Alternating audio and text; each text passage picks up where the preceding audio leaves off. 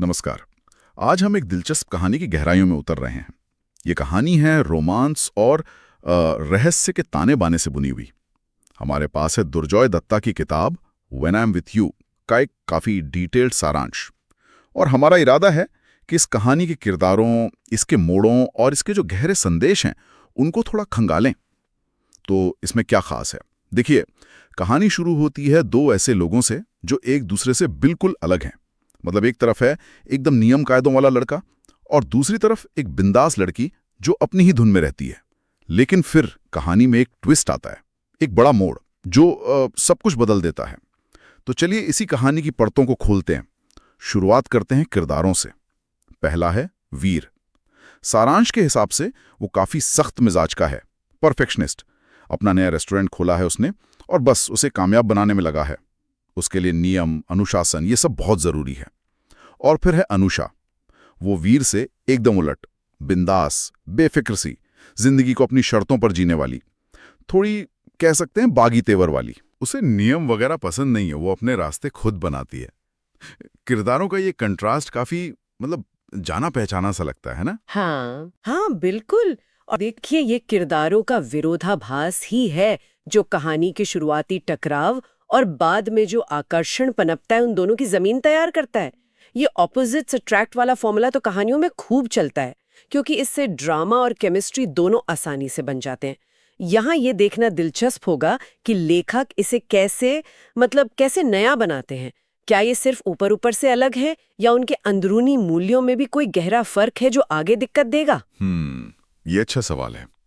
तो कहानी आगे बढ़ती है जब अनुषा किसी तरह वीर के उसी नए रेस्टोरेंट में काम करने लगती है। अब सोचिए, एक इतना डिसिप्लिन्ड बॉस और एक अपनी मर्जी की मालिक कर्मचारी, टकराव तो होना ही है। सारांश बताता है कि शुरू में उनके बीच काफी नोकझोंक, मजाक मस्ती, छोटी मोटी लड़ाइयां चलती रहती हैं। हाँ, और ये माहौल को हल्का फुल्का तो बनाता होगा। बिल्कुल। लेकिन साथ ही उनके अलग अलग व्यक्तित्व भी सामने आते होंगे। पर जैसा कि अक्सर होता है, रोज साथ रहते रहते एक दूसरे को थोड़ा बेहतर जानने लगते हैं, तो ये शुरुआती तकरार धीरे धीरे नजदीकी में बदलने लगती है। सारांश के मुताबिक उनकी ये नोकझोंक कब प्यार में बदल जाती है, शायद उन्हें खुद भी ठीक से पता नहीं चलता। जी हाँ, और ये उनके रिश्ते का वो दौर है जहाँ मतभेदों के बावजूद एक इमोशनल कनेक्शन, एक जुड़ाव बन रहा है। ये शुरुआती स्टेज किसी भी रिश्ते की कहानी में बहुत अहम होता है। यहाँ लेखक हमें किरदारों के बीच वो केमिस्ट्री दिखाते हैं जो बाद के मुश्किल हालातों का सामना करने के लिए जरूरी होगी। ये दिखाता है कि कैसे दो बिल्कुल अलग इंसान भी एक दूसरे को पूरा कर सकते हैं या कम से कम एक दूसरे की तरफ खिंच सकते हैं।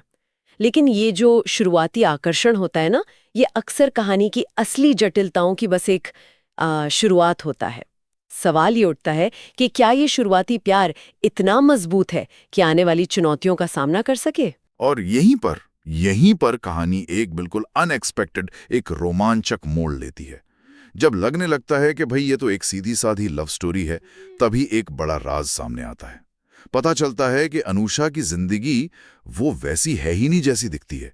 उसका एक गहरा छिपा हुआ अतीत है, एक ऐसा सच जिसके साये में वो जी रही है। वीर को जब इस बारे में पता चलता है तो सोचिए, उसके पैरों तले तो जैसे जमीन ही खिसक जाती होगी।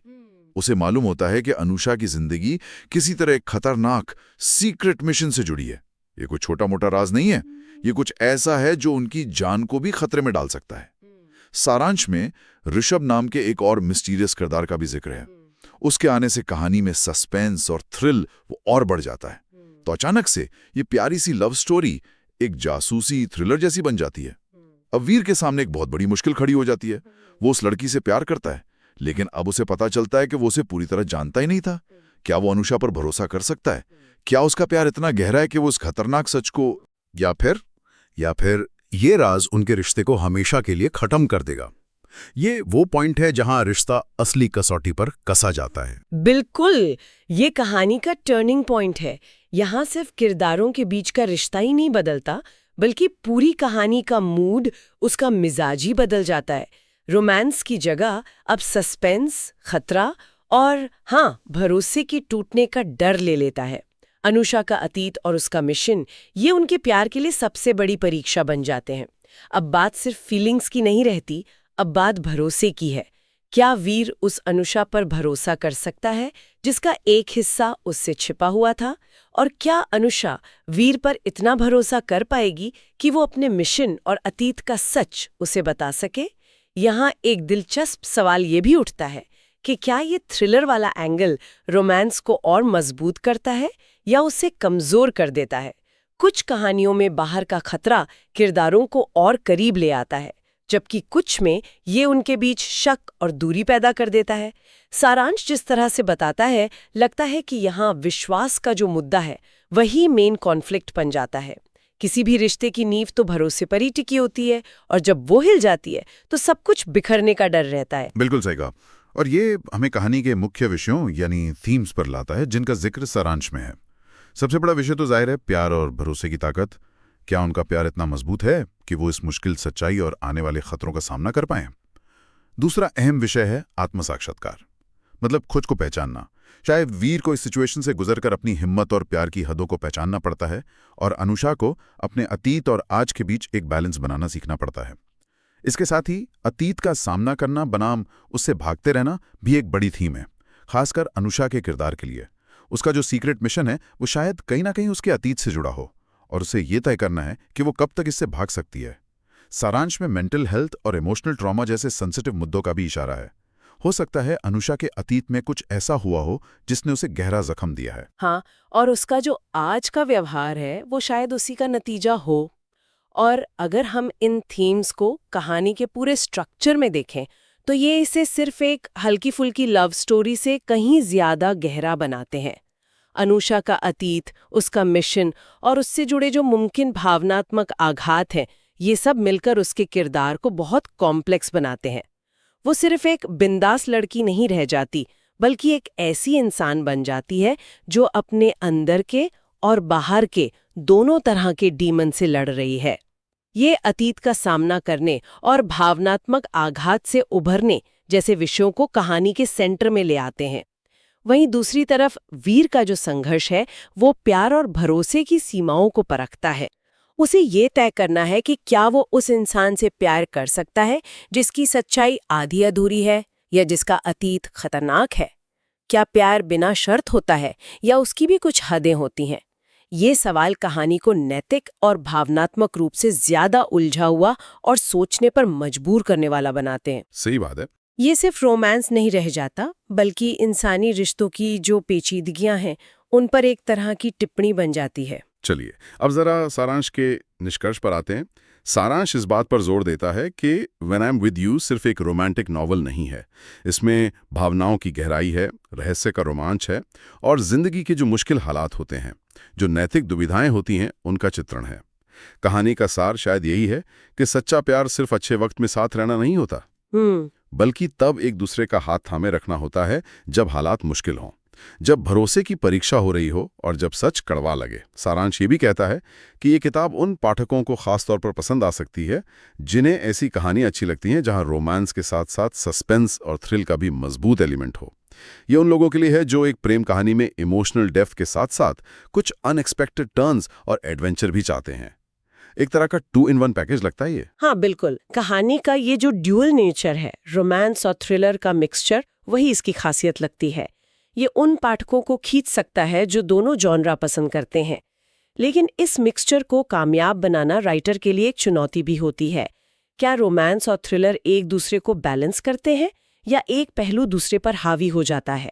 क्या इमोशनल गहराई बनी रहती है या थ्रिलर के चक्कर में किरदार कहीं पीछे छूट जाते हैं? सारांश के आधार पर तो ऐसा लगता है कि लेखक ने भावनात्मक पहलू को, खासकर भरोसे के संकट और अतीत के बोझ जैसे मुद्दों को कहानी में बनाए रखा है, और यही बात इसे सिर्फ एक एक्शन कहानी बनने से रोकती है। ये इसे उन पाठकों के लिए ज्यादा मीनिंगफुल बनाता है जो किरदारों के इमोशनल सफर से जुड़ना चाहते हैं। तो इस पूरी बातचीत का निचोड़ क्या निकलता है? हमने देखा कि कैसे when I am with you की कहानी दो एकदम अलग मिजाज के किरदारों वीर और अनुषा के आसपास घूमती है। उनकी शुरुआती नोकझोंक प्यार में बदलती है, लेकिन कहानी तब एक बड़ा मोड़ लेती है जब अनुषा के रहस्यमयी अतीत और उसके सीक्रेट मिशन का पता चलता है। ये खुलासा उनके रिश्ते को एक खतरनाक थ्रिलर के बीचों बीच लाके खड़ा कर देता है। सही। भरोसे की अहमियत, अपने अतीत का सच फेस करने की हिम्मत और मुश्किल वक्त में प्यार की असली परीक्षा, ये सब विषय कहानी के अंदर बुने हुए हैं। ये दिखाता है कि कैसे बाहर के खतरे और अंदर के राज मिलकर रिश्तों को कितना कॉम्प्लेक्स और नाजुक बना सकते हैं। और ये देखना भी काफ़ी दिलचस्प है कि कैसे कहानी का जो थ्रिलर वाला हिस्सा है, यानी अनुषा का मिशन और उससे पैदा होने वाला खतरा, वो सीधे सीधे उनके रोमांटिक रिश्ते की नींव पर ही सवाल उठाता है।